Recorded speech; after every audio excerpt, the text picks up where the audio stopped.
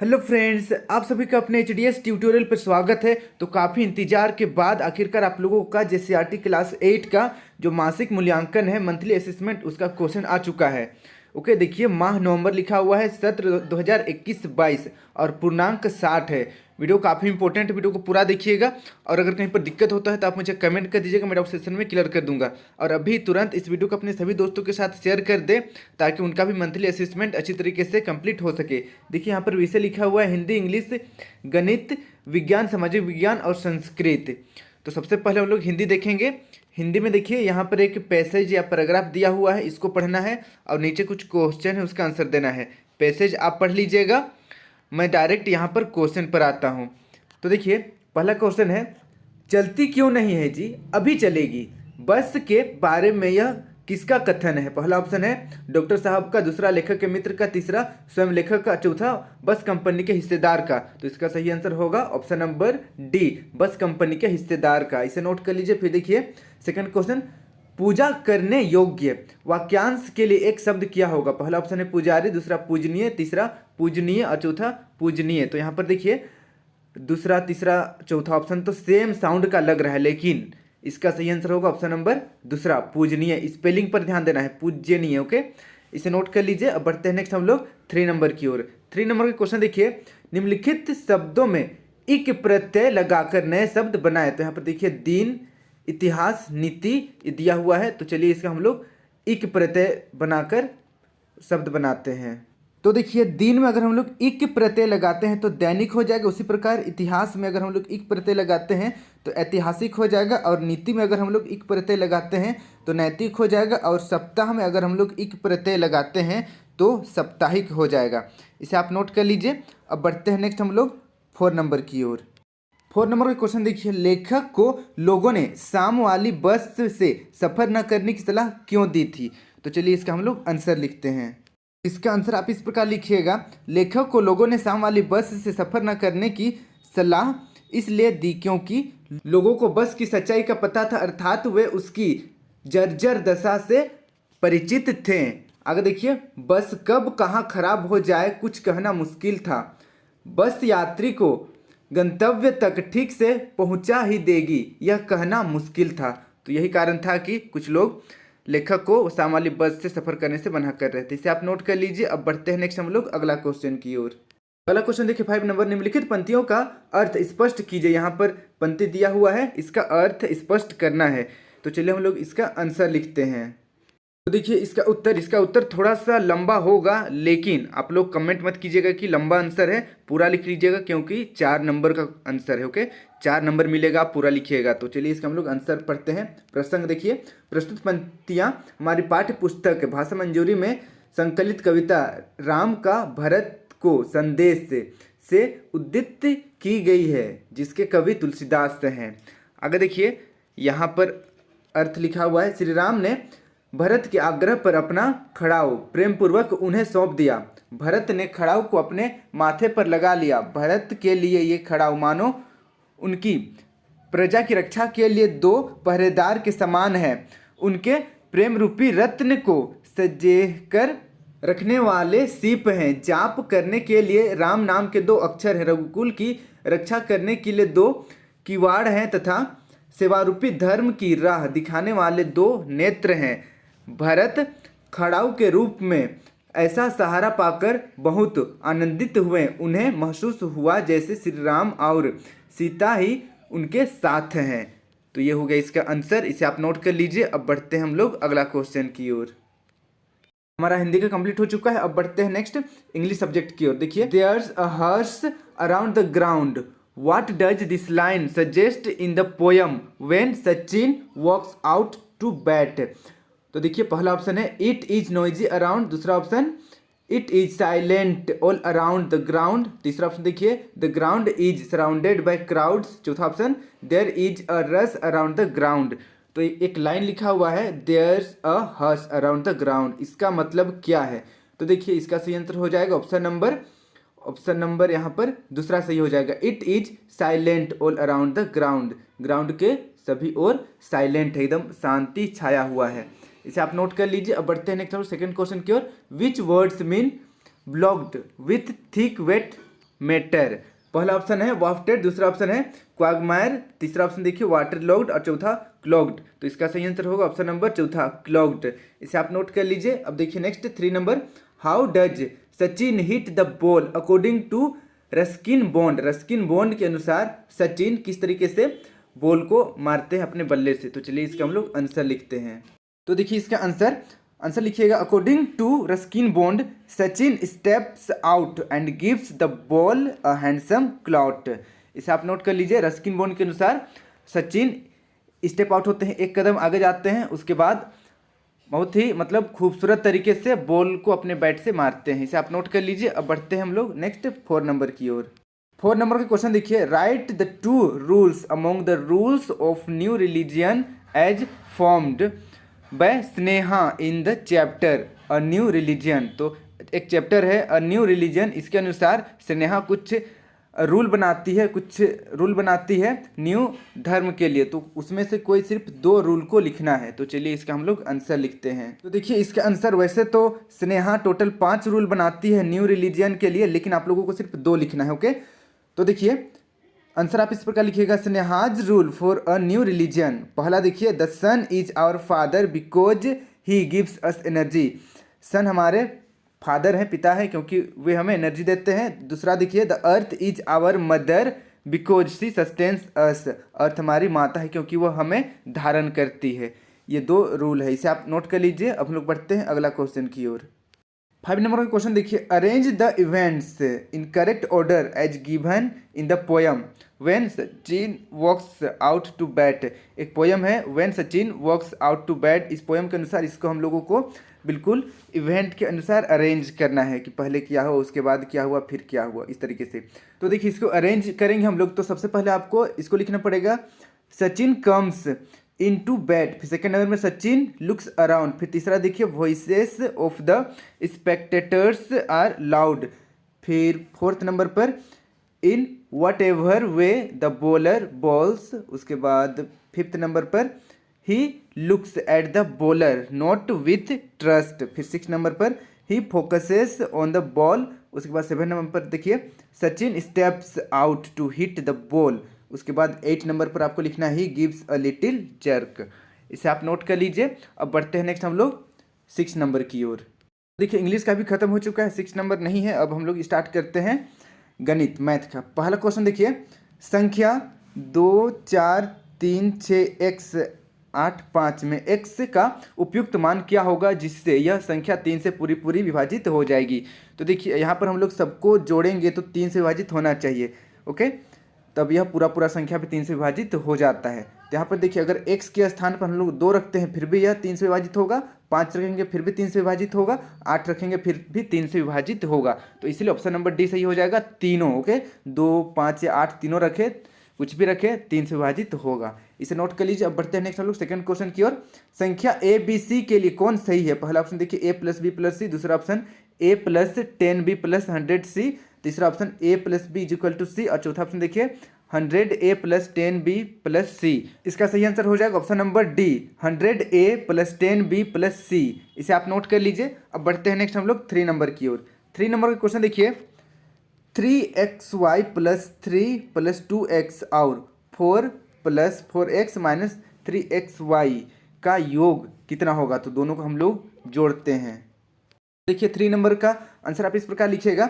सबसे पहले यहाँ पर देखिए 3xy प्लस 3 माइनस 2x, यहाँ पर प्लस 2x है। ओके, प्लस 2x और 4 प्लस 4x माइनस 3xy का योग। तो यहाँ पर देखिए सबसे पहले हम लोग इसको सेम लिखेंगे नीचे यहाँ पर, उसके बाद इसको भी सेम लिखेंगे यहाँ पर। लेकिन यहाँ पर क्या करना है कि देखिए 3 माइनस 3xy को हम लोग ऊपर जो xy है उसके नीचे ही लिखेंगे। ओके, आगे पीछे नहीं करेंगे, ऊपर नीचे सेम सेम संख्या रहना चाहिए। ओके, सेम सेम चर अचर रहना चाहिए। तो यहाँ पर हम लोग थोड़ा सा बस इसको आगे ले आए हैं और कुछ नहीं किए हैं। ओके, तो चलिए इसको हम लोग जोड़ते हैं। सबसे पहले देखिए यहाँ पर प्लस है, यहाँ पर माइनस है, दोनों कैंसिल हो जाएगा, यहाँ पर कुछ नहीं बचेगा। और 3 और 4 को जोड़ेंगे तो 7 होगा, और यहाँ पर 2 और 4 को जोड़ेंगे तो 6 हो जाएगा, और x यहाँ पर उतर जाएगा। तो इस तरीके से 7 प्लस 6x इसका आंसर आएगा। इसे आप नोट कर लीजिए। अब बढ़ते हैं नेक्स्ट हम लोग 4 नंबर की ओर। 4 नंबर का क्वेश्चन देखिए, 3t माइनस 4 = 11 का हल ज्ञात कीजिए। तो इसको हम लोगों को हल करना है और t का वैल्यू निकालना है कि t बराबर क्या होगा। तो चलिए इसको सोल्व करते हैं। कि 4 नंबर का क्वेश्चन है 3t - 4 = 11। तो यहाँ पर सोल्व करना है। सबसे पहले देखिए -4 को बराबर का दूसरे से ले आएंगे तो +4 हो जाएगा और 11 में 4 जोड़ेंगे तो 15 हो जाएगा। इधर 3t उतार देंगे। अब यहाँ पर देखिए 3t बराबर 15 है। अब यहाँ पर 3 को हम लोग बराबर का दूसरे से ले आएंगे तो यहाँ पर 3 और t के बीच में गुना है तो इधर आकर भाग में हो जाएगा। देखिए भागा 3। अब t बराबर 15/3 आया है। अब इसको काट देते हैं हम लोग। चलिए 3 × 3 3 × 5 = 15। तो इस तरीके से 5 हमारा आंसर आया है। तो t बराबर 5। ओके, t बराबर 5 ये हमारा आंसर आ चुका है। इसे आप नोट कर लीजिए। अब बढ़ते हैं हम लोग नेक्स्ट क्वेश्चन की ओर। नेक्स्ट देखिए 5 number 3x³ y + 2x² y + 15xy को 3xy से भाग देना है। तो चलिए इसको हम लोग सोल्व करते हैं। तो देखिए 5 नंबर का आंसर आप इस प्रकार लिखिएगा 3x³ y + 2x² y + 15xy इसको भाग देना है। यहाँ पर देखिए 3xy से।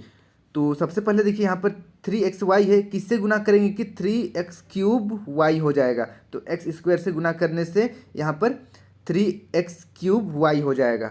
अब यहाँ पर देखिए यहाँ पर माइनस करते हैं। आप लोगों को पता होगा कि भाग देने से यहाँ पर माइनस करते हैं। तो यहाँ पर मैंने माइनस लिखा, माइनस करेंगे तो ये पूरा कट जाएगा, यहाँ पर कुछ नहीं बचेगा। अब इसको हम लोग उतारेंगे 2x² y को, यहाँ पर 2x² y को उतार दिए। अब देखिए 3xy को किससे गुना करेंगे कि 2x² y आएगा। तो यहाँ पर देखिए यहाँ पर मैंने रफ किया हुआ है। ओके, ये रफ है, इसको आपको नहीं लिखना है। इसको ध्यान दीजिएगा, इसको आपको नहीं लिखना है, बस मैं आपको समझाने के लिए यहाँ पर लिखा हूँ। ये रफ है। तो यहाँ पर ध्यान दीजिए कि 3xy को हम लोग अगर 2/3x से गुना करते हैं तो क्या आएगा 2x² y आएगा। ये वाला 3 कट जाएगा और यहाँ पर 2 है, वो 2 यहाँ पर आ जाएगा। उसके बाद x देखिए 2 बार है तो 2 बार यहाँ पर x² हो जाएगा और यहाँ पर देखिए y है, वो या y यहाँ पर आ जाएगा। तो इस तरीके से 3xy को 2/3x से गुना करेंगे तो 2x² y आ जाएगा। तो यहाँ पर देखिए हम लोग 2/3x से गुना किए हैं 3xy को, तो यहाँ पर 2x² y आ जाएगा। उसके बाद माइनस लगाकर माइनस करना है, दोनों कैंसिल हो जाएगा, नीचे कुछ नहीं बचेगा। फिर हम लोग 15xy को उतारेंगे। अब देखिए 3xy को 3 से गुना करेंगे तो 15xy आ जाएगा और यहाँ पर फिर से माइनस लगाना है। यहाँ पर माइनस लगाएंगे। ओके, मैंने सोल्व किया तो नहीं लगाया था, यहाँ पर आप माइनस लगाइएगा। माइनस करेंगे तो नीचे कुछ नहीं बचेगा, कैंसिल हो गया पूरा। तो इस तरीके से हमारा आंसर आया है x² + 2/3x + 3। ये हमारा आंसर है। इसे आप नोट कर लीजिए। अब बढ़ते हैं हम लोग अगला क्वेश्चन की ओर। हमारा मैथ भी कंप्लीट हो चुका है। अब बढ़ते हैं हम लोग साइंस की ओर, विज्ञान की ओर। देखिए पहला क्वेश्चन है वायु एवं जल कई कारणों से प्रदूषित हो रही है। प्राकृतिक वातावरण में होने वाले ऐसे अवांछित एवं हानिकारक परिवर्तन को प्रदूषण कहते हैं। इसी प्रकार से हमारे परिवेश में अत्यधिक शोर किस प्रकार की समस्याओं का कारण बनता जा रहा है। तो देखिए पहला ऑप्शन है ध्वनि प्रदूषण, दूसरा स्वास्थ्य संबंधी समस्या, तीसरा बहरेपन की बीमारी और चौथा सारे विकल्प सही है। तो इसका सही आंसर होगा ऑप्शन नंबर डी, सारे विकल्प सही है। इसे नोट कर लीजिए। अब बढ़ते हैं नेक्स्ट हम लोग सेकेंड क्वेश्चन की ओर। धुएं में ठोस और तरल दोनों प्रकार के कण पाए जाते हैं। औद्योगिक क्षेत्रों में विशेषकर जाड़े के दिनों में धूम कोहरा का निर्माण होता है और इससे दमा, खांसी, गले में गरगराहट महसूस होता है। धूम कोहरा का निर्माण किन कणों के मिश्रण से होता है। पहला ऑप्शन देखिए धुआं और कोहरा, दूसरा धूल और धुआं, तीसरा आग और धुआं, चौथा कोहरा और धूल। तो इसका सही आंसर होगा ऑप्शन नंबर पहला, धुआं और कोहरा से आपका धूम कोहरा का निर्माण होता है। इसे नोट कर लीजिए। अब बढ़ते हैं 3 नंबर की ओर। ओजोन परत में लगातार होने वाले क्षय के कारण मनुष्यों एवं वायुमंडल में किस प्रकार का प्रभाव पड़ता है। तो चलिए इसका हम लोग आंसर लिखते हैं।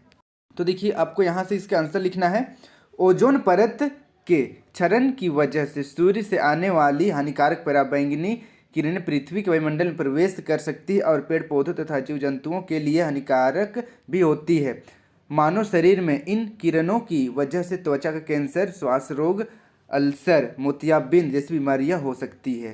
तो इसे आप नोट कर लीजिए। अब बढ़ते हैं हम लोग अगला क्वेश्चन की ओर। अगला देखिए 4 नंबर, संगमरमर का कैंसर किसे और क्यों कहते हैं, वर्णन करें। तो चलिए इसका आंसर लिखते हैं कि संगमरमर का कैंसर किसे और क्यों कहते हैं। तो देखिए इसका आंसर आप इस प्रकार लिखिएगा, संगमरमर का कैंसर नाइट्रिक अम्ल या सल्फ्यूरिक अम्ल की क्रिया द्वारा मूर्तियों और इमारतों का क्षय होता है। यह अम्लीय वर्षा के कारण भी होता है। यह वारिस कैल्शियम को घोलकर और नमक बनाकर संगमरमर के स्मारकों का क्षय करती है। ताजमहल का पीलापन संगमरमर के कैंसर के उदाहरण में से एक है। तो इसे आप नोट कर लीजिए। अब बढ़ते हैं नेक्स्ट हम लोग 5 नंबर की ओर। अब बढ़ते हैं 5 नंबर की ओर। 5 नंबर का क्वेश्चन देखिए, वर्ष 2000 में झारखंड राज्य के निर्माण के बाद से विभिन्न जिलों में वायु प्रदूषण का स्तर 10 गुना बढ़ गया है, क्यों? वायु प्रदूषण का नियंत्रण करने के 2 उपाय का वर्णन करें। 2 उपायों का वर्णन भी करना है और प्रदूषण क्यों बढ़ गया इसको भी बताना है। तो चलिए इसका हम लोग आंसर लिखते हैं।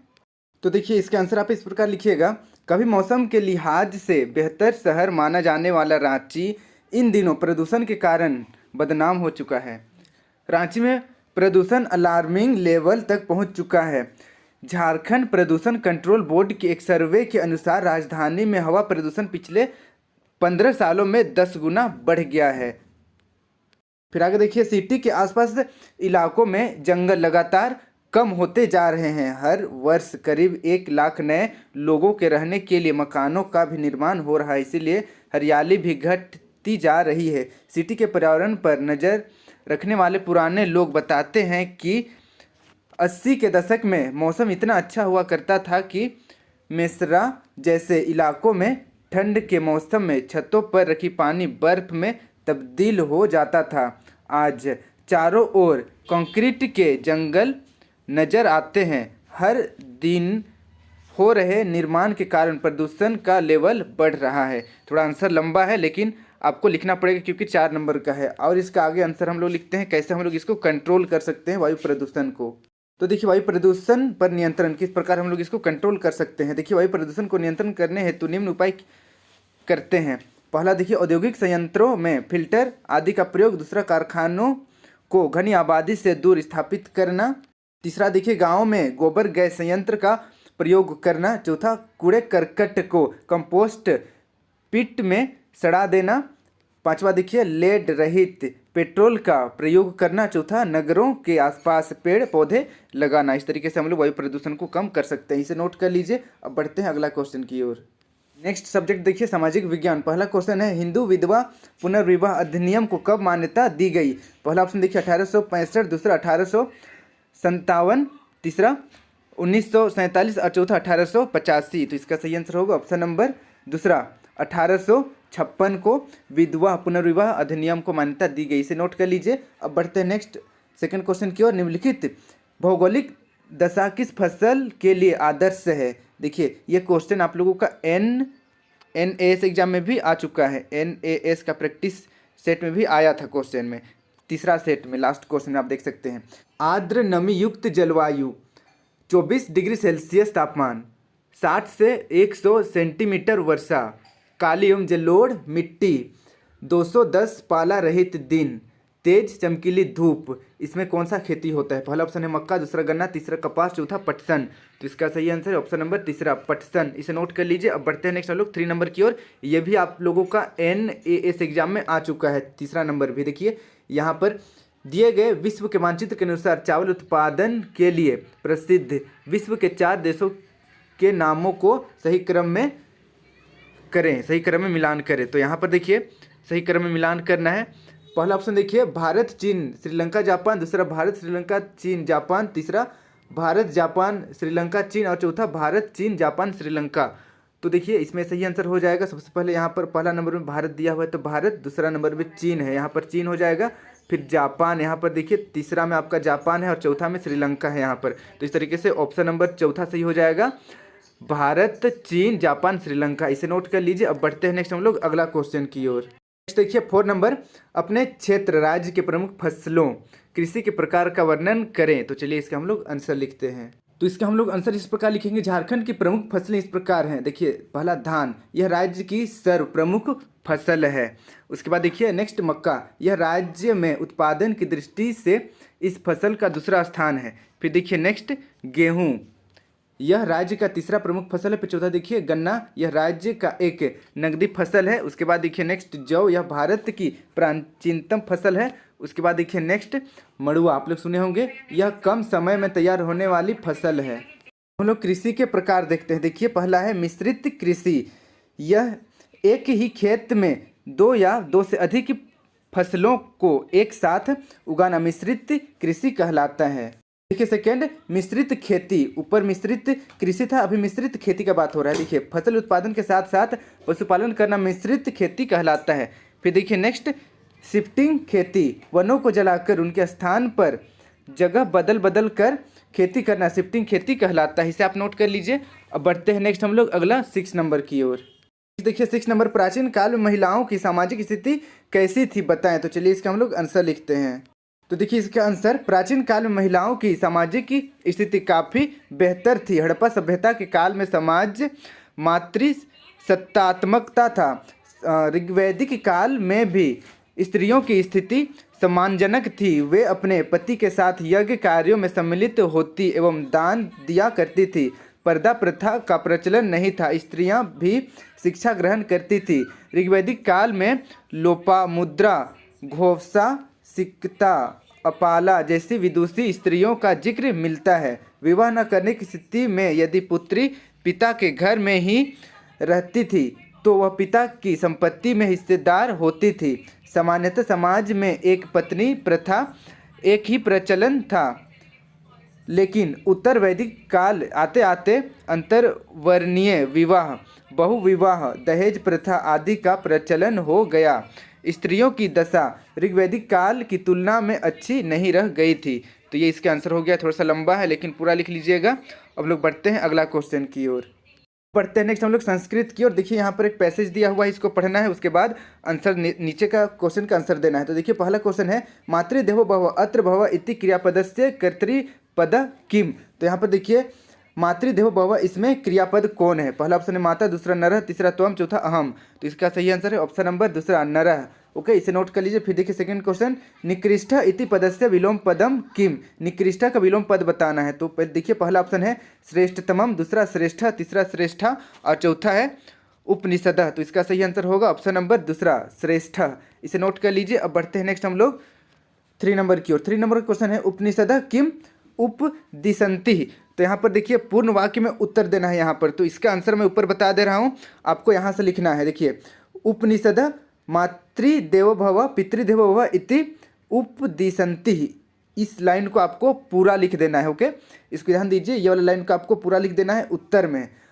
अब लोग बढ़ते हैं अगला क्वेश्चन की ओर। अगला क्वेश्चन देखिए 4 नंबर, ये हमारा लास्ट क्वेश्चन है। भारतीय संस्कृत्यायम कयो स्थानम श्रेष्ठतम अस्ति। तो देखिए इसका आंसर भी आपको पूरा लाइन में लिखना है। तो इसका आंसर यहाँ से हो जाएगा मातरम पृथ्व्याम अपि श्रेष्ठ पितरम च आकाशात अपि श्रेष्ठम। यहाँ तक आपको पूरा इसका आंसर है, तो इसको पूरा लिखना पड़ेगा। ओके, उत्तर देकर नीचे लिखिएगा। इस तरीके से हमारा जो नवंबर का मंथली असेसमेंट था कंप्लीट हो गया। इसका इंतजार काफ़ी दिन से कर रहे थे हम लोग, तो इसे नोट कर लीजिए। अगर कहीं पर दिक्कत हुआ तो मुझे कमेंट कर दीजिए, मैं डाउट सेशन में क्लियर कर दूंगा। और वीडियो अच्छी लगी तो वीडियो को लाइक करके अपने सभी दोस्तों के साथ जरूर शेयर करें और जल्दी से इस चैनल पर 100K जल्दी से कंप्लीट कर दीजिए ताकि एक बड़ा सा हम लोग सेलिब्रेशन कर सके। Thank you for watching video, have a good day. इसी प्रकार के मेरे सभी वीडियो देखने के लिए इस सब्सक्राइब बटन को प्रेस करके सब्सक्राइब करें और साथ ही यहाँ पर बेल आइकन को ऑल में क्लिक करें। इसके बाद HDS ट्यूटोरियल को टच करें, आपके सामने कुछ इस तरीके का पेज ओपन हो जाएगा। अब आपको प्लेलिस्ट पर टच करना है, आपके सामने कुछ इस तरीके का मेरा सारा प्लेलिस्ट ओपन हो जाएगा, क्लास 6, 7, 8, 9 सब्जेक्ट वाइज और चैप्टर वाइज। तो यहाँ से आप सारा वीडियो मेरा देख सकते हैं। धन्यवाद।